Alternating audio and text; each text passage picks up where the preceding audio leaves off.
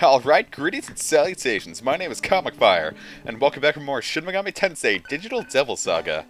In the last episode, we got through the red, blue, and green configurations of the brute space, and in this episode, we're going through the white configuration. The final configuration.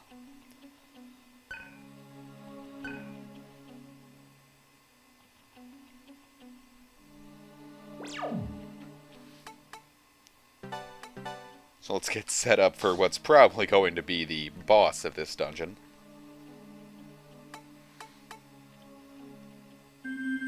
Didn't actually end up needing it. The setup we have right now is pretty good. Maybe not perfect, but it could be worse.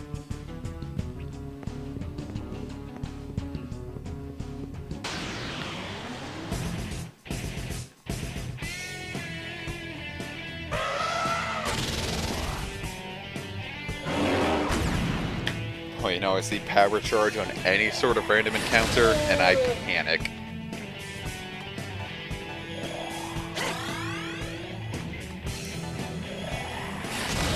Especially on those randoms with two press turn icons.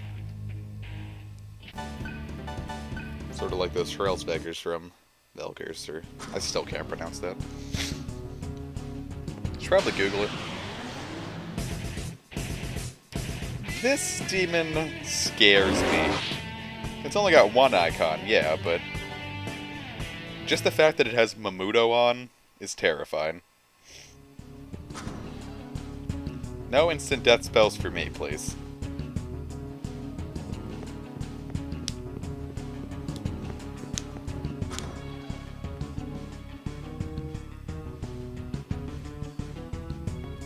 I really considered ignoring these just to go through because I'm still terrified of randoms.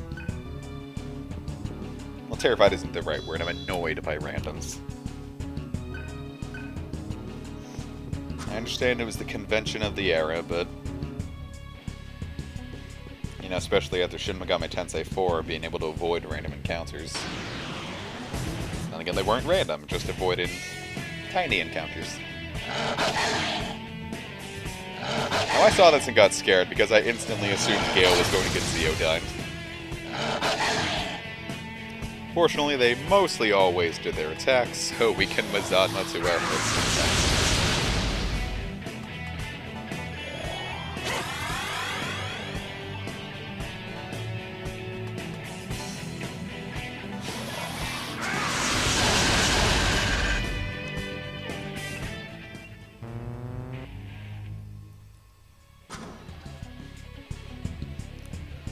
Now, I don't know what's down there. I'm going to assume it's a Karma terminal, but I never checked.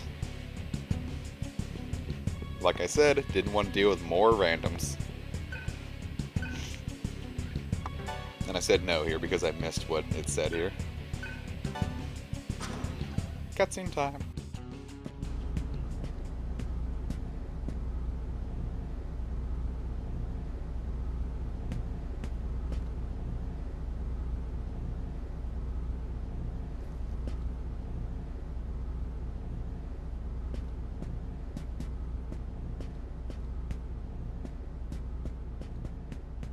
Well, nothing upstairs. It's been a while, sir. Yes, that's the face. The one I couldn't forget even if I wanted to. Sir! I don't know you. But I do remember you. How the hell can you follow the man who devoured you? What are you talking about? I don't know. You were the first to be devoured. Remember?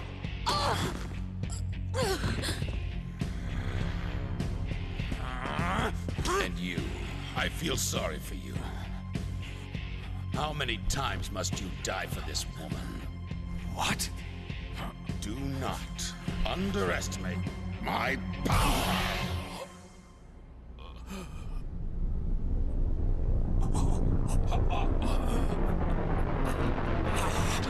You look hungry. There's plenty to eat here. Devour as much as you like. Tribes, comrades.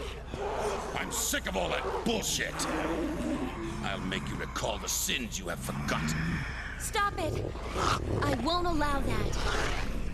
How dare you? How dare you try to do this to them?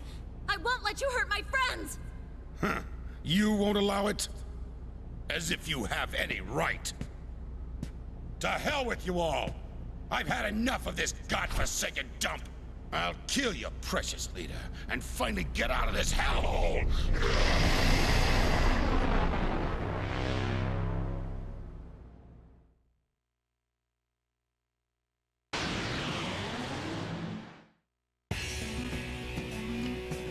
And this is Asura Ravana, who's invisible. Now there's 6 potential places he could be. And of course, still missing him counts as missing, and sucks up the appropriate amount of icons. Fortunately, he's pretty weak. He doesn't have much HP.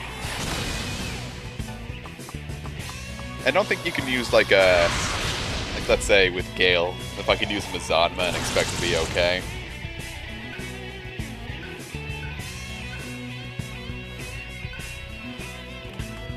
Because if you use like a multi-hitting spell, it's not going to work. And here I was confirming that there were 6 spots. Now I think he doesn't move around like every turn. Like he'll stay in one place.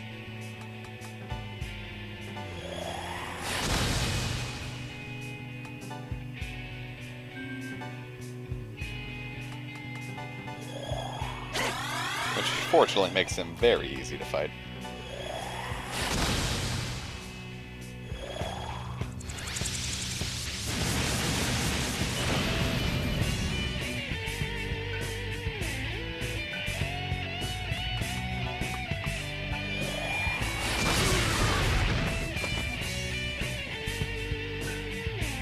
And that's that.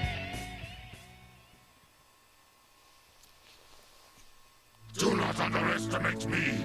I will see you mutilated and broken. Die at the hands of Colonel Beck.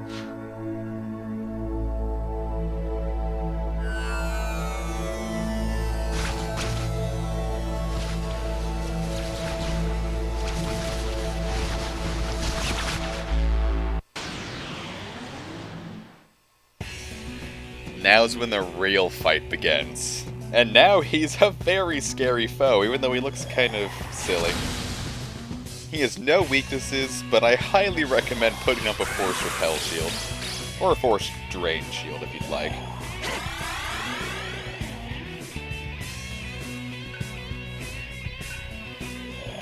This is one of the most frightening skills in the entire game, and unfortunately, only Ravana and the final boss have it. That's why I recommended the Force Repel shield, by the way. Or Drain if you really need the HP.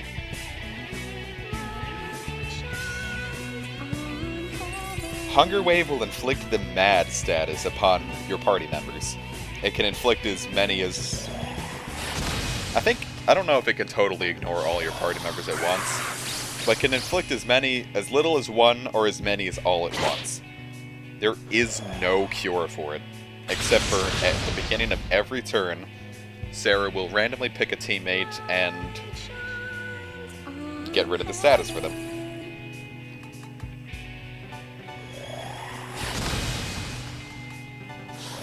Now the most important people that Sarah can choose are whoever has the Force Repel shield and the healer.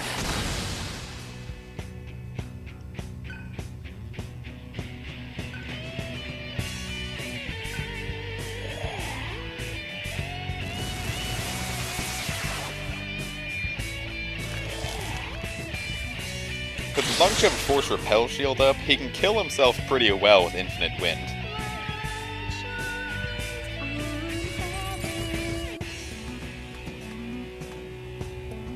And if you really can't get the Force Repel shield up, having like a Wind Wall will help. Now, if you're mad, by the way, I should say, it's sort of like Charm in that you'll start like beating up each other. but you won't heal the enemy, and you take damage when you're sitting idle.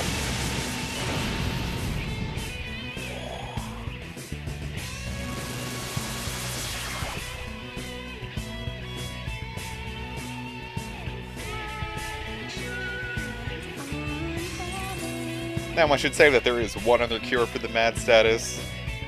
Dying.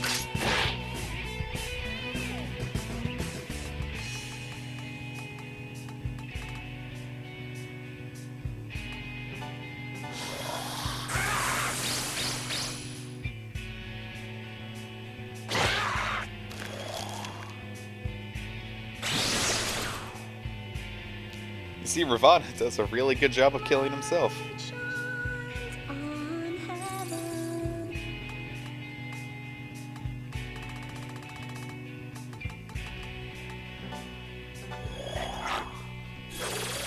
You think using a force spell like that, it would at least have a resistance to force.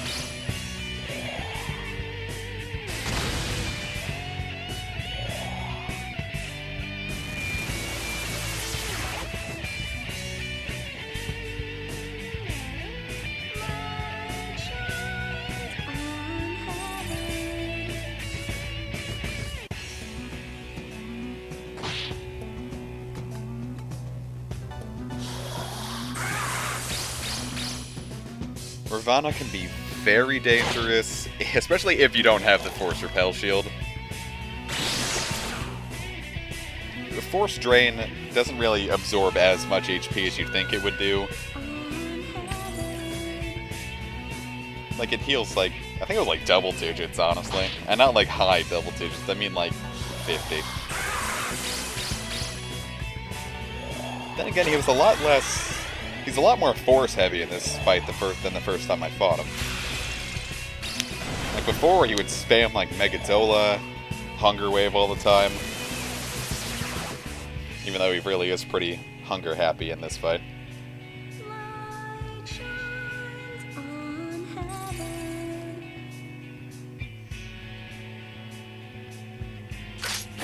Now that was the first time I ever really saw a hungry party member hitting another hungry party member. They're usually pretty happy to go after the normal one.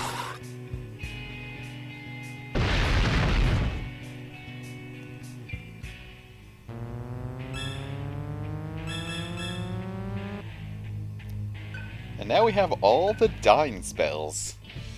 Well, besides like the Ma dyings, but you know, just like the single hitting dying spells. Yeah. Yeah, we good. We got him.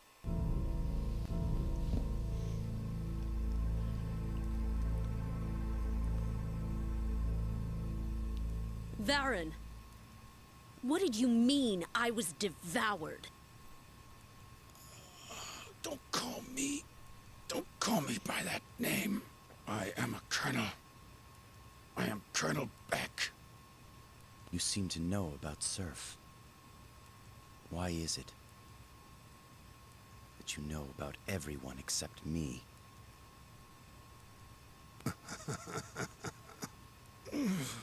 You're all fools. You, and you too. Have you forgotten how that girl cast us into this hell?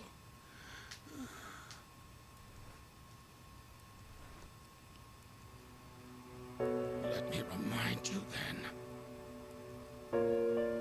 You and I, we are all humans who died.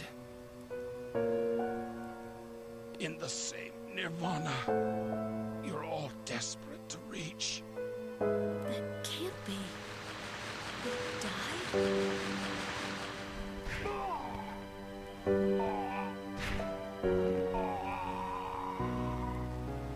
That girl will destroy the world. She is truly the devil.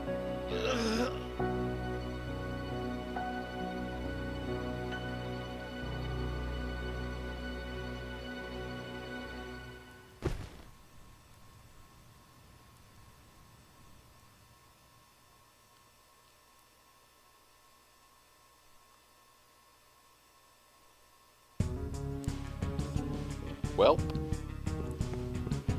that is about the biggest plot twist in the game. Trying to underplay it a little for comedic effect, but seriously, all humans who have died. What does that say about the Junkyard? Is this heaven? Hell? Purgatory?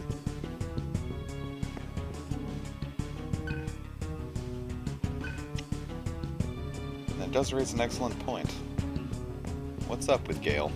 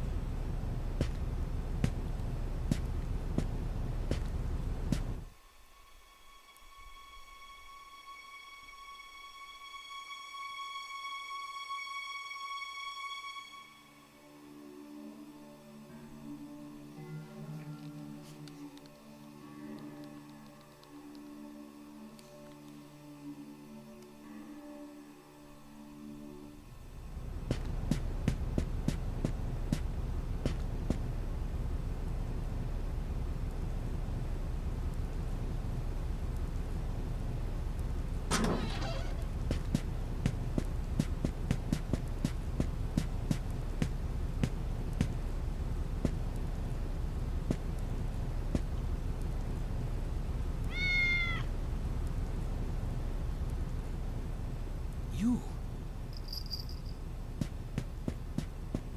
Hey, wait. I knew that didn't make sense. That was the first cat that I ever saw. So then how did I know what it was? That is not all. We also know of children and parents. And yet, none of these things exist here in the Junkyard. So then we remember these things from Nirvana? We actually died before and were sent to the Junkyard? Now we're like this? We devour each other. Janana, Lupa, so many people died. And you think Sarah's behind all this? How the hell could she be? I don't know. You know I ain't that smart.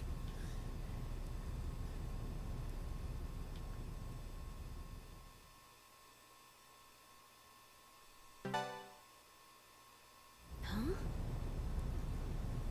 Exactly. Knowing the truth wouldn't change anything. Who cares about this stupid world? So what if we died? Forget all that crap. Look at what all of us have become.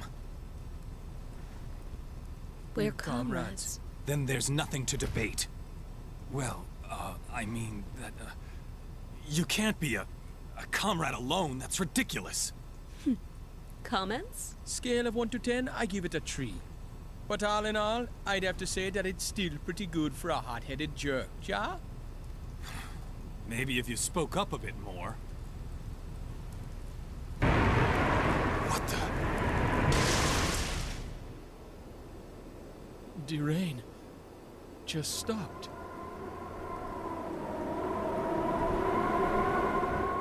The war is over, and the gates of Nirvana have opened.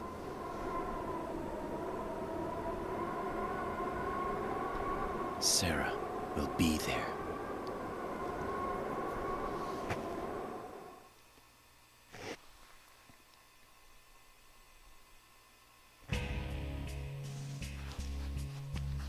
And now we have every single tribe under the Junkyard under our belts. The Vanguards, the Maribel, the Solids, the Wolves, and the Brutes. All under one flag.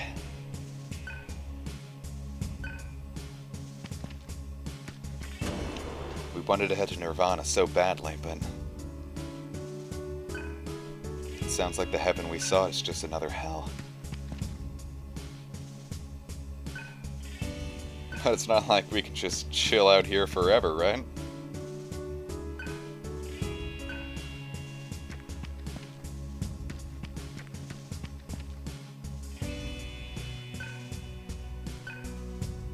Especially with the rain gone, how are we gonna take baths?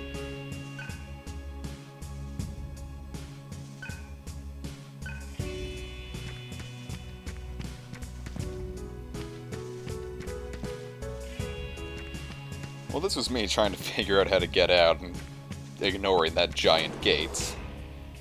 Because I totally forgot that was the way out. But, in the end, it wouldn't really be that necessary. I'm gonna end the episode here. Next time, we start the final dungeon of Digital Devil Saga!